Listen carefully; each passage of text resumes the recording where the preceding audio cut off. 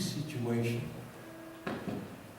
is a mother watching her child die. That's unique. We, all of us, expect it to be the very opposite. That our children are watching us die. Judith has gone through a lot in these last 4 weeks.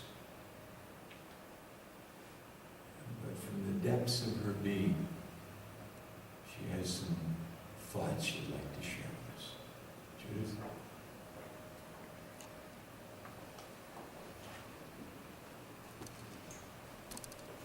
I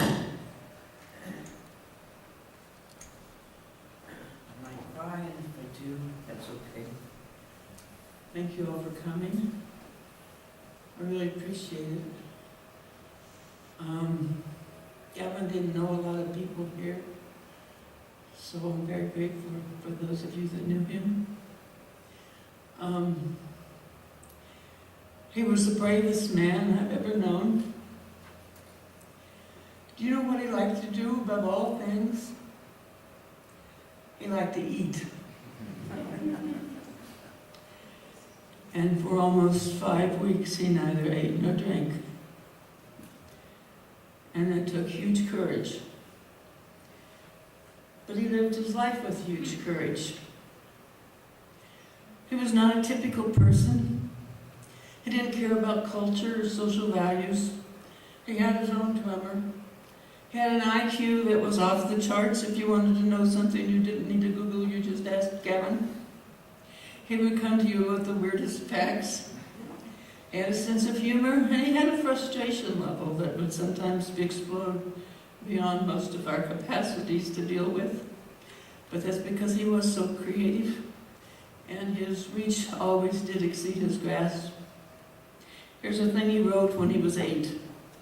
I'm sending the blueprints for an Air Force flare shooter. I would like a patent. That was the way Gavin was from the get-go. His mind never stopped. But my family has been born with its own gene pool. I have 2 children here today with the same disease, and my son Andrew from Kentucky just walked in. And that was a great surprise. I could tell you all about Gavin and his childhood. I'd rather talk about his death. It was a death writ large. I think the deaths of children that Rabbi spoke about, like my grandson David, that precede the parents, are always writ large. But Gavin's was so deliberate, and so brave, and so courageous. It was the deepest experience in 70 years I've ever had. When he was 7, my husband was diagnosed with spinal cerebellar degeneration. The cerebellum atrophies and you're left with eventually nothing. And they had our children all lined up at the base hospital to draw blood. Something like 2 years old to 10 years old. And then they decided they didn't have enough intelligence, facts, neurology was still a baby, to be able to definitively say which child had it and which didn't.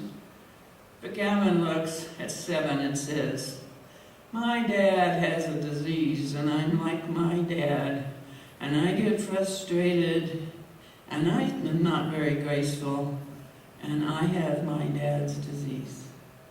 I didn't know he carried that knowledge with him all through his growing up days, but he did, silently to himself.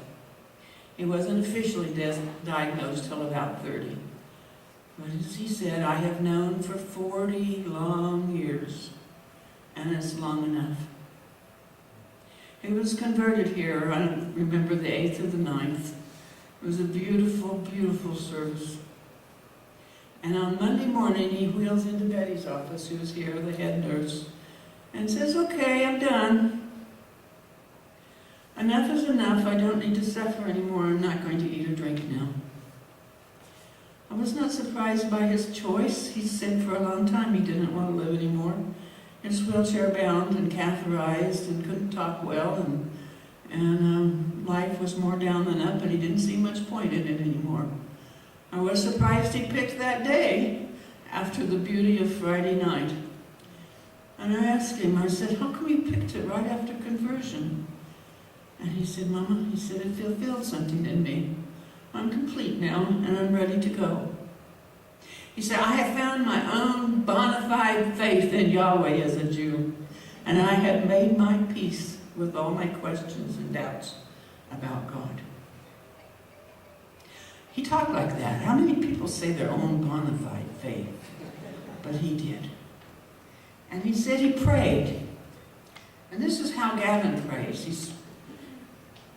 He's a direct soul man, and he raised his hands and he said, God, what do you want me to do? And we said, and what did God say? And he said, God said I could do whatever I wanted to do, and it's okay. And he told me, he said, my one regret is I won't get to see God. And I said, what do you mean you won't be able to see God? And he says, well, God's too big to see.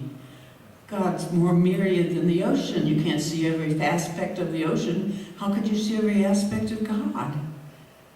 He says, God's way too big for anyone to see. But he said, I'll be in God. And then he had a story. He must have told me this story 6 times. And it's such an odd scripture for him to have picked. It came somewhere out of him, I don't know where. But it was the story of Abraham and Isaac. And it's the most violent story to me in all of Scripture. I just shudder when I read it. It's just so visual and visceral. And God says to Abraham, I want you to kill your son. And he marches up onto this mountain carrying the wood himself. And then, Gavin said, God says, no! And he said it like that, didn't he, Alan? No! No! My son is not going to suffer anymore. And he said, my God doesn't want me to suffer. Alan told me Jews don't believe in martyrdom and suffering, and Gavin was a good Jew. And that was his story that helped him understand this. He said the first part was a false God, or people that didn't understand God and thought children should die. But he says, who wants a God like that? And so he found a God, a Jewish God, that says you don't have to suffer anymore, Gavin. And that was the scripture that gave him the freedom to go home. Now, it took him longer than he thought. It took almost 5 weeks. It's a long time. I went up 5 times a day, early morning, 6 o'clock-ish, 8:30 at night, 99. You know, Gavin had lived with me. I'm interjecting here. I had gone to Seattle about 4 or 5 years ago to visit, and his room smelled like urine, and he was wheelchair bound, and I thought, my God, we're getting you out of here.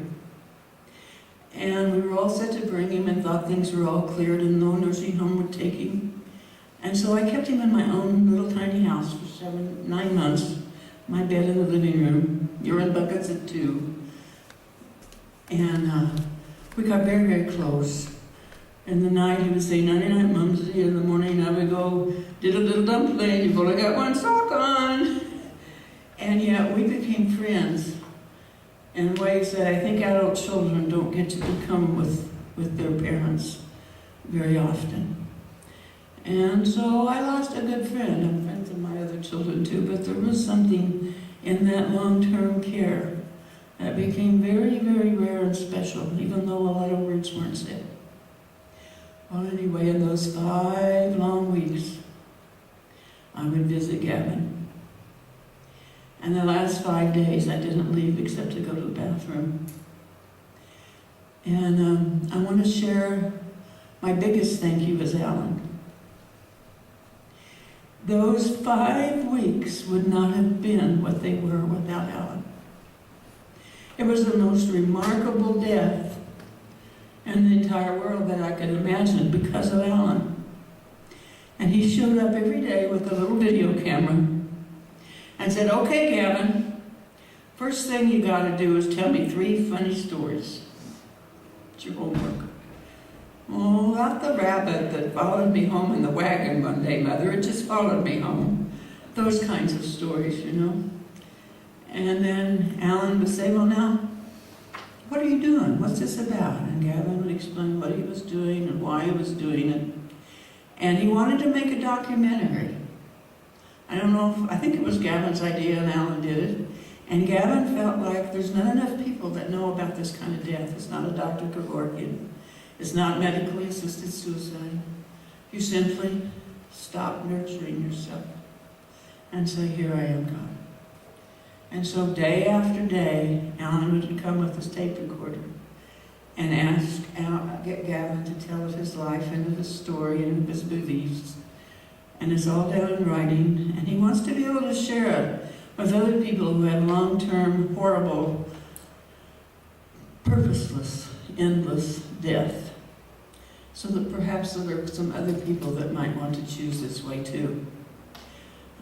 But the questions you ask, Alan, and the dialogue that ensued, and then the dialogue that ensued after you were gone between the two of us was immeasurable. A treasure.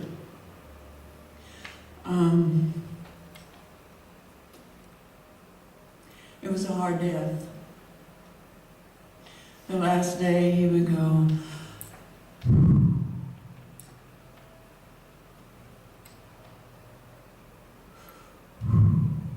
I thought he was just going to stop, but he didn't. And the last 10 hours he moaned and breathed and moaned and rattled, and it was awful.